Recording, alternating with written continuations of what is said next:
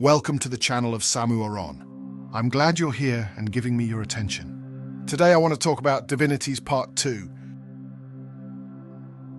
Imagine God were a skyscraper with billions of windows, and each of these windows was a facet or aspect of God. Here and there, God opens one of these windows and reveals a tiny piece of his divinity. People have experienced this window opening and say they have experienced God. Overwhelmed by this experience, they quickly elevate that one window to the standard for God, but in doing so, they overlook the fact that there are billions of other windows. Such experiences often lead to the emergence of religious groups and sometimes even religions. There may be a divine spark aspect in every religion, but it is not a fire god, but only a spark. The idea that God could be the multiplicity of being is unthinkable for almost all current religions, for it implies that religions are merely diverse manifestations of human experiences with God. Even the Bible, if read carefully, shows that God has repeatedly revealed himself as a very diverse God. When God is described as a she-bear in the Bible, then this aspect, this facet, is the figurative description and representation of an aspect of God experienced by a human being. This does not mean God is a bear, but this aspect exists, and why not? The same applies to the father or mother image which we constantly encounter in the Bible. These imagery too is an aspect of God. God is father and mother, ergo God and goddess, why not? We humans can live and work spiritually with these aspects of God. This is also done in the Bible, by invoking God as Lord of hosts, or as a God of war, as a God of life or death. Here, an aspect of God is invoked quite clearly and distinctly, attested to with images and thus acted upon. In spiritual work, precisely such aspects of God are used as figurative metaphors without implying that God is this or that. In practice, these aspects are connected with specific invocations. We can use biblical images such as the lion or the spring, or turn to images that correspond to our time or are even revealed by God himself. In many other religions, aspects of God were associated with various representations of God. People, including in ancient Israel, mistakenly attributed a distinct personality to these aspects of God, thus separating them from the overall image of God and ultimately creating multiple gods. This was primarily because many people could not reconcile opposing aspects such as war and peace, or mercy and vengeance, in one image of God. In ancient Israel, however, at least for the prophets, this was not a contradiction, for they proclaimed, for example, that God is the taker of life and the giver of life in one person.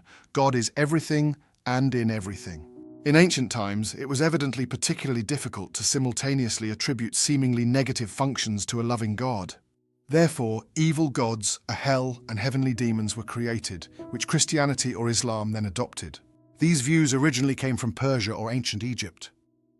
When we look at the Bible, we find that God encounters people in very different ways, and this gives rise to very different representations of God's being. The ancient Israelites obviously understood how not to always create a new god, cult, or religion, but rather managed to allow the many different images of God to exist side by side and interact with one another. This fact leads to the statement, God is incomprehensible. No image could ever do justice to or capture God. Ultimately, the one statement that the Bible tells us about God's self-understanding remains, I am what I am. I will be what I will be. I assume that God has worked and continues to work in all peoples, and that all the attested images of God are ultimately merely aspects of God given entirely human names.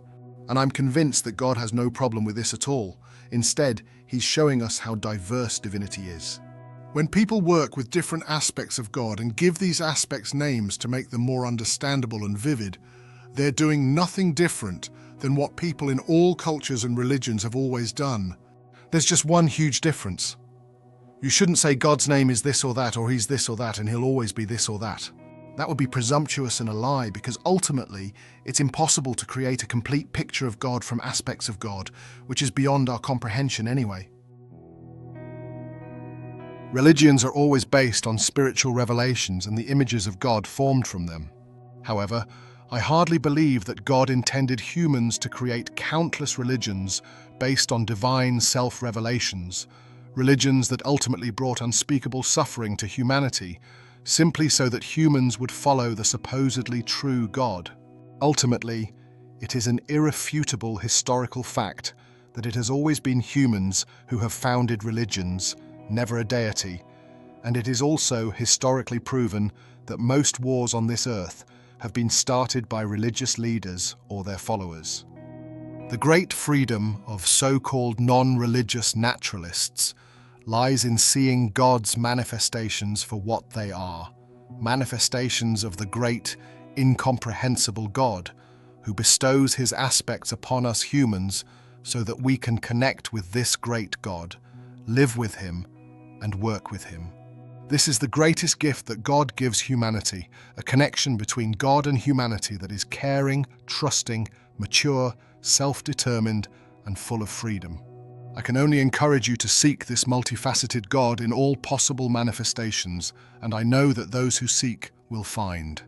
Perhaps you're more likely to find God where his creative spirit is fully alive, where, for example, Bible prophets sought and found God in deserts, forests, by rivers, on or near the sea, in meadows, fields, or mountains, in other words, in nature.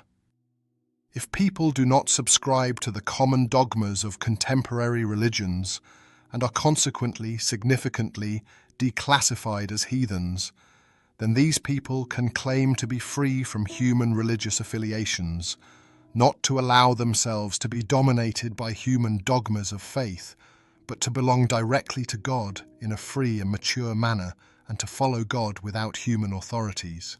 What's astonishing, by the way, is that the Bible doesn't say anything about people belonging to a religion, but it says an incredible amount about how every person belongs to God.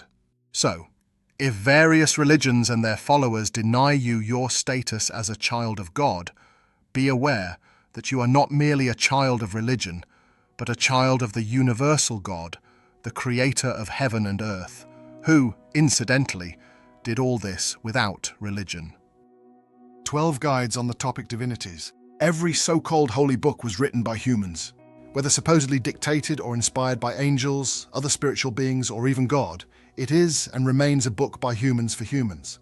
Every message from God must pass through our human minds so that we can convey it to other humans. At the same time, however, this also minimizes it to the humble human level. We can only put into words what corresponds to our earthly world of experience. Or can you describe a color that doesn't exist on this earth?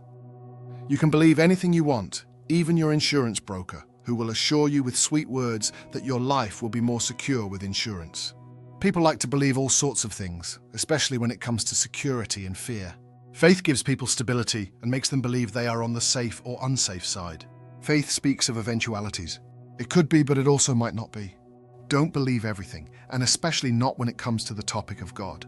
Have your own personal experiences. Other people's beliefs never replace your own personal spiritual experience with divinities.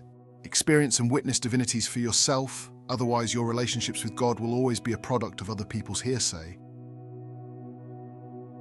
You should strive to gain certainty and knowledge about divinities.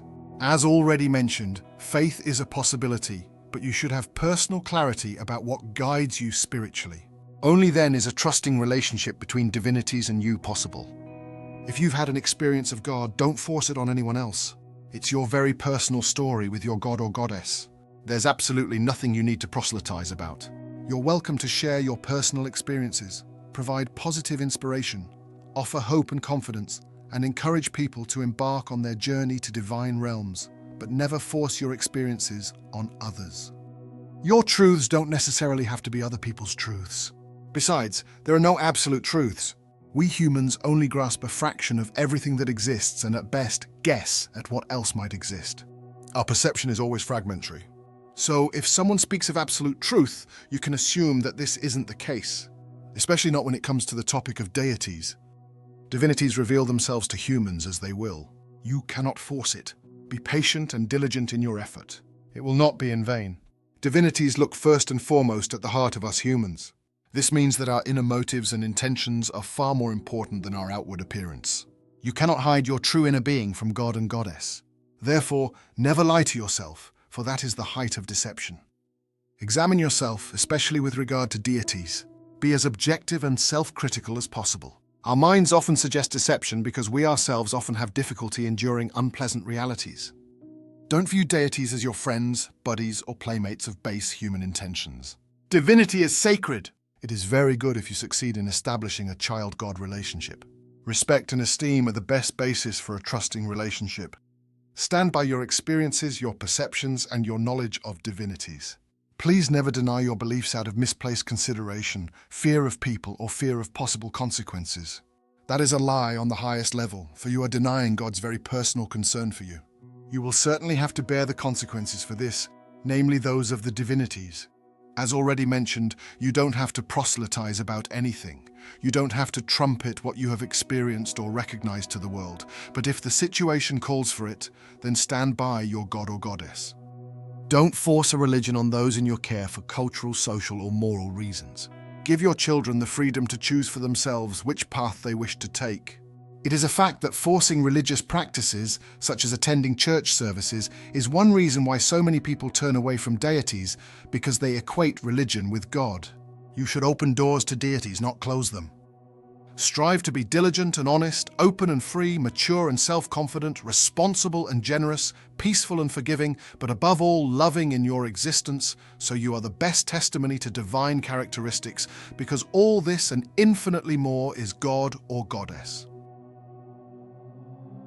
It's great that you stayed with us until the end. If you enjoyed the current topic, I would be delighted if you would like and share the video with others. If you would like to support my work, you can subscribe to the channel. Thank you very much and be blessed.